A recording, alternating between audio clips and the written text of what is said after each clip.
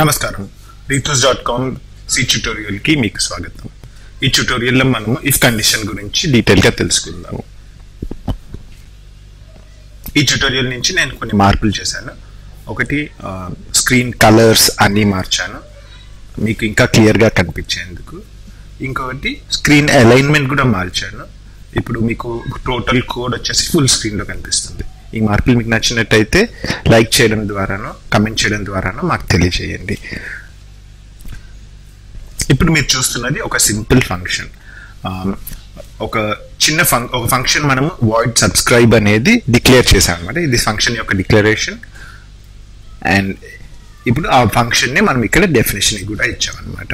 Function void subscribe అనే function definition. ఇది ఏం చేస్తుందంటే ఈ ఛానల్కి కానీ ఈ యూట్యూబ్ ఛానల్కి కానీ మా వెబ్సైట్ కానీ ఎలా సబ్స్క్రైబ్ చేసే ఆప్షన్స్ ఏవి ఉన్నాయనేది చూపెడుతుంది.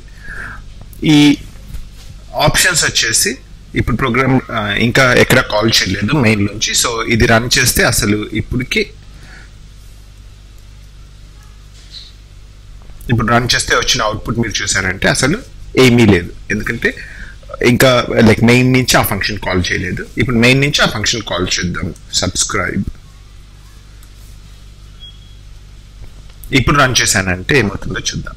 ఇప్పుడు రన్ చేశారంటే మీరు చూసేది ఏంటంటే అవుట్పుట్ లో options available YouTube channel rithus.com/subscribe అని చెప్పేసి రెండు లైక్ అవుట్పుట్ లో ప్రింట్ అయింది అనమాట. ఈ అవుట్పుట్ వచ్చేసి జనరల్ గా అందరూ సబ్స్క్రైబ్ చేయరు కదా, ఓన్లీ నచ్చిన వాళ్ళు మాత్రమే సబ్స్క్రైబ్ చేస్తారు. అలాంటి కండిషన్స్ పెట్టడానికి సిలో ఉన్న ఫీచరే ఇఫ్ కండిషన్.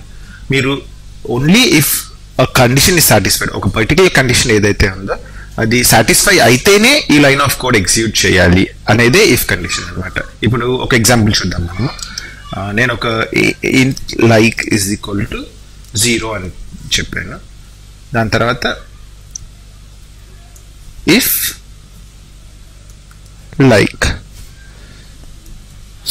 ఓపెన్ బ్రాకెట్ దాని తర్వాత సబ్స్క్రైబ్ నేను ఇండెడ్. ఇప్పుడు మీరు చూసారంటే if like open brace and దాని తర్వాత ఇఫ్ ఆ కండిషన్ సాటిస్ఫై అయితే ఏమేమి జరగాలో, దాని తర్వాత close brace to say end of the if. ఇప్పుడు ఇది ఎగ్జిక్యూట్ చేసి చూద్దామా ఏమవుతుందో. రన్. సో బేసిక్గా మీరు చూసింది ఏంటంటే ఈ ఫంక్షన్ లో నేను సబ్స్క్రైబ్ కాల్ చేసినప్పటికీ ఈ కండిషన్ సాటిస్ఫై అవ్వలేదు. ఈ లైక్ అనే కండిషన్ 0 అంటే ఫాల్స్ అనమాట. సో ఈ కండిషన్ సాటిస్ఫై అవ్వలేదు కాబట్టి సబ్స్క్రైబ్ ఫంక్షన్ కాల్ అవ్వలేదు. అదే ఇప్పుడు నేను ఇంకొక వాల్యూ ఇస్తాను. లైక్ లో 1 అనే వాల్యూ ఇచ్చి చూద్దాము. రన్. లైక్ లో 1 అనే వాల్యూ ఇచ్చినప్పుడు మీరు అవుట్పుట్ లో చూసారంటే ఈ సబ్స్క్రైబ్ ఫంక్షన్ కాల్ అవుతుంది. సో సింపుల్ గా చెప్పాలంటే ఇఫ్ లో ఏదైతే కండిషన్ ఇచ్చామో అది సాటిస్ఫై అయితేనే if open brace close brace మధ్యలో ఉన్న కోడ్ ఎగ్జిక్యూట్ అవుతుంది అనమాట. ఇక్కడ మనం ఒక లైన్ కాదు చాలా లైన్స్ కూడా ఇచ్చుకోవచ్చు అనమాట. నేను ఇప్పుడు 2 సార్లు ఈ సబ్స్క్రైబ్ ఫంక్షన్ కాల్ చేశాను అనుకోండి, అది కూడా మీరు చూసారంటే లైక్ లో 1 అనే వాల్యూ ఉంటే 2 సార్లు ఎగ్జిక్యూట్ అయింది. ఇప్పుడు అవుట్పుట్ లో కూడా మీరు 2 సార్లు చూడొచ్చు ఆప్షన్స్ అవైలబుల్ అని చెప్పేసి. అదే లైక్ లో 0 అన్న వాల్యూ ఉందంటే అవుట్పుట్ లో అసలు ఏ కోడ్ ఎగ్జిక్యూట్ అవ్వట్లేదు.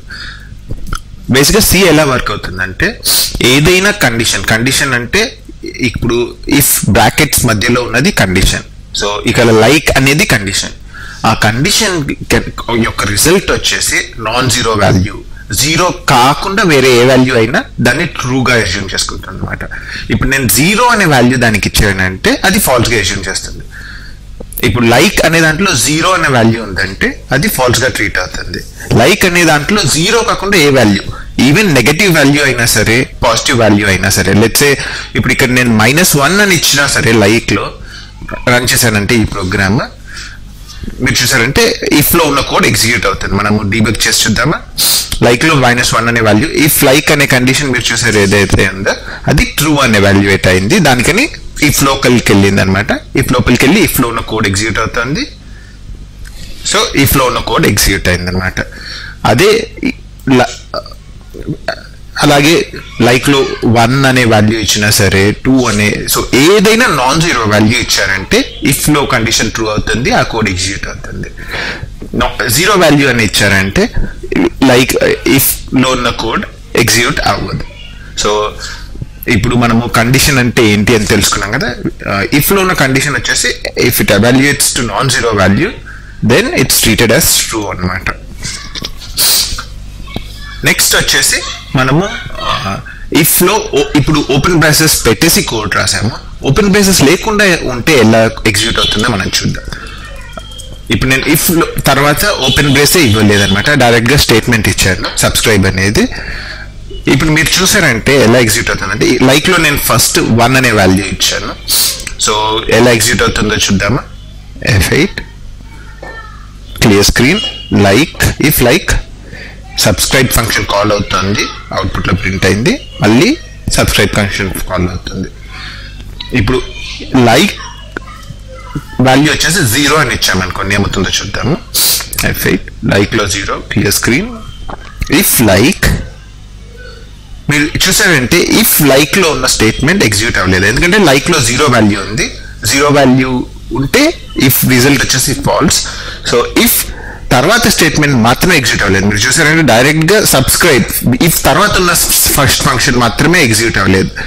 ఇఫ్ తర్వాత దాని తర్వాత ఉన్న లైన్కి వెళ్ళిపోయింది అనమాట. బేసికలీ ఇఫ్ అనేది ఇఫ్ కండిషన్ అనేది దాని తర్వాత వచ్చిన ఫస్ట్ స్టేట్మెంట్ మాత్రమే అప్లై అవుతుంది. ఓపెన్ బ్రేస్ క్లోజ్ బ్రేస్ చేస్తే దాని మధ్యలో ఎన్ని కండిషన్స్ అయినా రాసుకోవచ్చు. కాకపోతే ఓపెన్ బ్రేస్ క్లోజ్ బ్రేస్ అయితే ఇవ్వలేదు అనుకోండి, అప్పుడు ఇఫ్ తర్వాత ఉన్న నెక్స్ట్ లైన్ ఒక్కటి మాత్రమే if part of the if గా ట్రీట్ అవుతుంది. సో దాని తర్వాత ఉన్న లైన్స్ అన్ని ఎగ్జిక్యూట్ అవుతాయి అన్నమాట. ఓకే, సో బేసిక్గా సమ్మరీగా చెప్పుకోవాలంటే ఇఫ్ అనేది ఏదైనా కండిషన్ ట్రూ అవుతే ఎగ్జిక్యూట్ చేయాలి అనుకునే కోడ్ మనం ఇఫ్ కండిషన్ లో పెట్టాలి.